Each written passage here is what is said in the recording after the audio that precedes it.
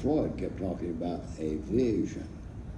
I want to know, from whence came this vision in your life that a man not yet dry behind the ears would be able to step into a situation like this and God would so transform it? Where came that vision? Well, that's very kind, and any transformation here, and God has been very good. It's God's gift to us. He's given me tremendous colleagues that serve with me and in many ways surpass my own gifting and abilities. And so I'm very aware of that, a family, a wife that's supportive. And look, I'm a two-time graduate of Southern Seminary. I went there as a student under Al Mohler. I did 2 degrees. I worked with him for 6.5 years. So as I once told the search committee in the interviews for this presidency, I told them I would not be in the room today if it were not for Al Mohler. None of us would be in the room today if it were not for Paige Patterson.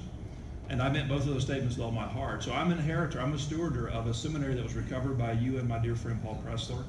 Men like Al Mohler invested in me deeply, and convictions about theological education, about the local church, just were brooding in my heart for years. And I never intended to leave Southern Seminary. We were the happiest family on the planet there. But if I did, I always wanted to be to pastor a church.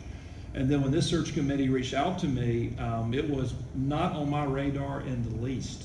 And from the moment they reached out to me in those first conversations, for me, if I could come here, it would be to wed theological education and the local church. And those two parallel passions began to coalesce in my heart, local church, theological education. So from day one, we've been really loud to the public and really intentional about a seminary for the church. And God's chosen to bless that.